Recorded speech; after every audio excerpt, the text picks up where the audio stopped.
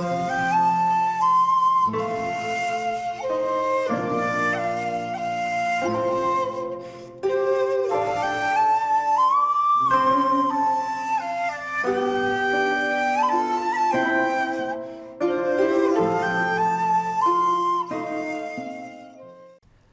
there, this is Solitary Ronan from Solitary Ronan Films, and welcome to an episode of Actors 6 of the Best. Today, one of the most iconic actors in American cinema, even though the last 30 years hasn't really been very good. He has a lot in similarity with the director he's most synonymous with, Martin Scorsese. De Niro has iconic performances, iconic films, but for me they're all pretty much before 1996. So I'm just going to go through 6 of my favourites, but again, this is all about your choices, as I knock my microphone over.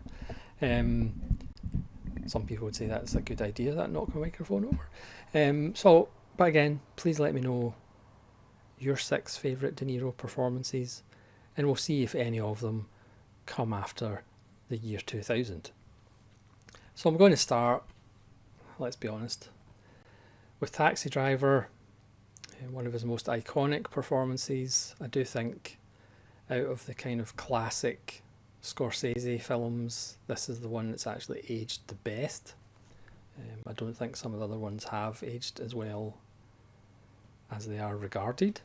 But again, that's just my opinion, and my opinion is not fact, as we've established a long time ago. One of the classic A Man in His Room films. I do have a lot of sympathy for Travis Bickle. I do find myself identifying with Travis Bickle a lot, as far as not really understanding the world, the kind of rules of the world, societal expectations and what you're supposed to do. You know, one of my favourite scenes is when he takes Sybil Shepherd on a date and takes her to a porno theatre, and he is baffled when Sybil Shepherd is upset about this, because he thinks that's what couples do, that's what people on dates do. And you can see his kind of confusion about this, because he has no way of he has no frame of reference of what quote unquote normal people do. It's just a wonderful performance. Scorsese throws in one of the best director performances of all time, which you should see. You should see that. You should definitely see that. Yeah, it might be an obvious choice, but I think sometimes obvious choices are obvious for a reason. So I'm going to go to another Scorsese film, 1983's The King of Comedy, which is probably my second favourite Scorsese film. The rumour is that Scorsese was in fairly bad shape, so De Niro may have directed some of this. I'm not sure how true that is or not. It's just a wonderful performance as Rupert Pupkin,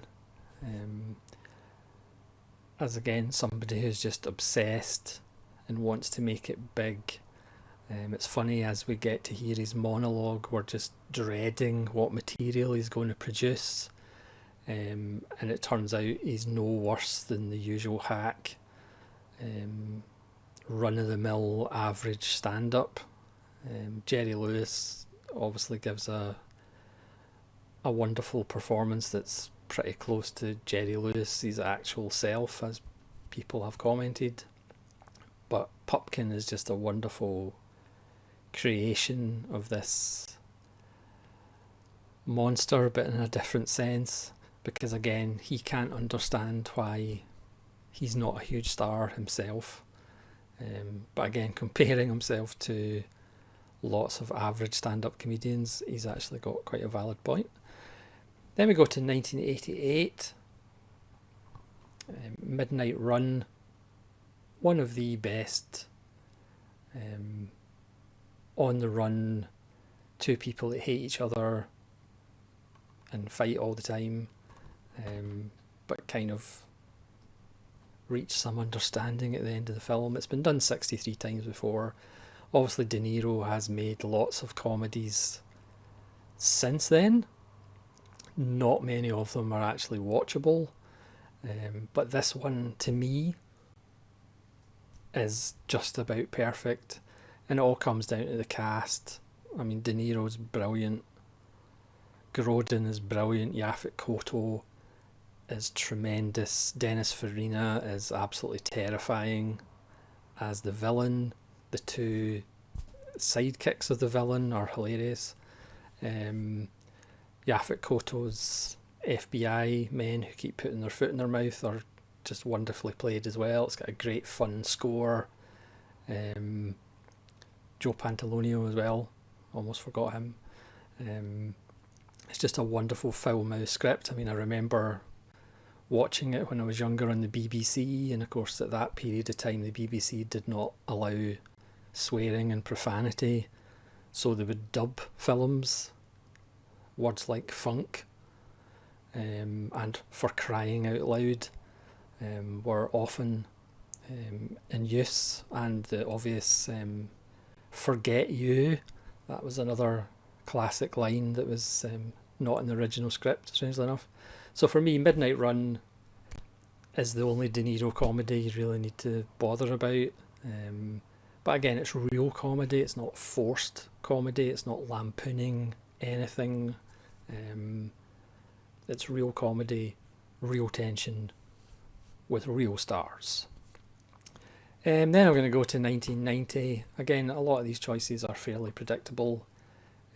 Goodfellas, where De Niro gives one of his wonderful, understated performances, but it carries a lot of menace.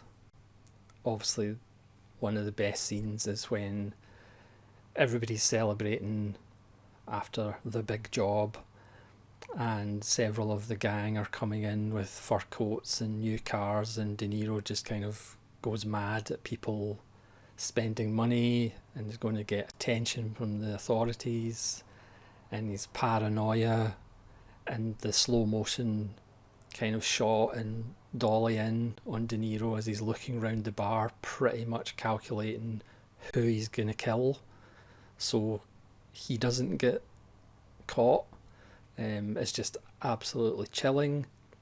And again, very much like Casino later, you've got Joe Pesci getting all the credit for playing a nutter.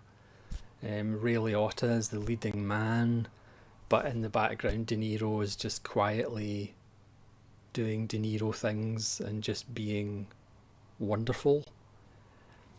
So in 1993, I'm going to go with one of the films De Niro directed, A Bronx Tale, written by Chaz Palminteri, who stars as the mob boss. This is a little bit of a different performance by De Niro because he's playing somebody who is ordinary. He is playing a working stiff whose son is obviously more attracted to the gangster life in Chaz Palminteri, who gives a wonderful performance himself. You could argue the film is a little overlong, but De Niro's really good as just an ordinary guy who is trying to bring up his son the right way under this pressure of a more glamorous and seemingly more easier life, where you don't have to work for a living. You know, Palminteri, crushes the little boy with, the boy's a baseball fan, but Palminteri's like, well, Joe DiMaggio or Mickey Mantle isn't going to pay your rent, so why should you care about them? Which De Niro is shocked about when the son kind of recants that story.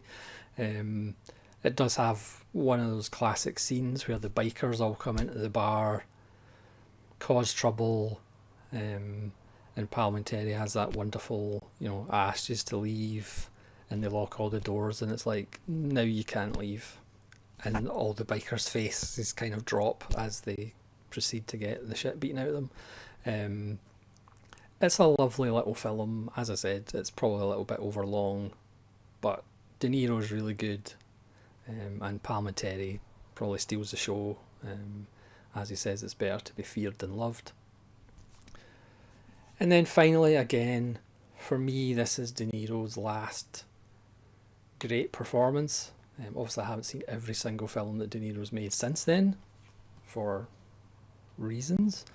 It's Michael Mann's Heat. And again, Pacino does all the arm waving, because apparently he is playing a character who's on cocaine most of the time. Val Kilmer's doing the brooding thing, Tom Sizemore, Danny Trejo, and once again De Niro is just doing the understated threat. The scene in the restaurant where he whacks Waingro's head. He is prone to bursts of violence, but it's very controlled. Otherwise, this is a character who has rules, even though he breaks them for silly reasons. The wonderful scene where he's talking to Val Kilmer, and again De Niro doesn't talk that much, he just looks, and that's what De Niro was always best at, when he actually talked less. The thing on the phone with Van Sant, where De Niro is saying to him, forget the money, and Van Sant's like, what are you doing? And De Niro says, I'm talking to an empty telephone, because there is a chuffing dead guy in the other end, which is just wonderful.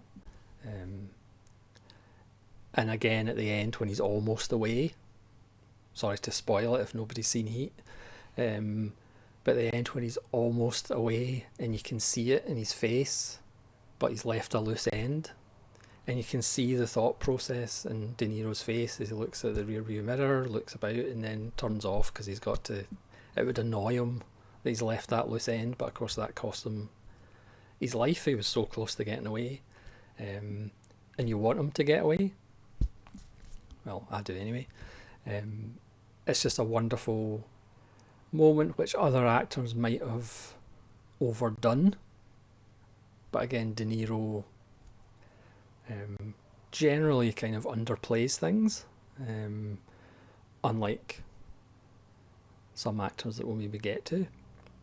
So that's my 6 for De Niro. Again, probably a predictable list. Yes, Godfather Part 2 is not on it because I don't own the Godfather films. Again, these are for films I actually own. So thanks very much for watching. Again, I'd like to see what kind of variation we have for De Niro, and again, if any of his films after the year 2000 feature in somebody's favourite 6 De Niro performances. So thanks very much for watching. This is Solitary Ronan from Solitary Ronan Films, saying farewell.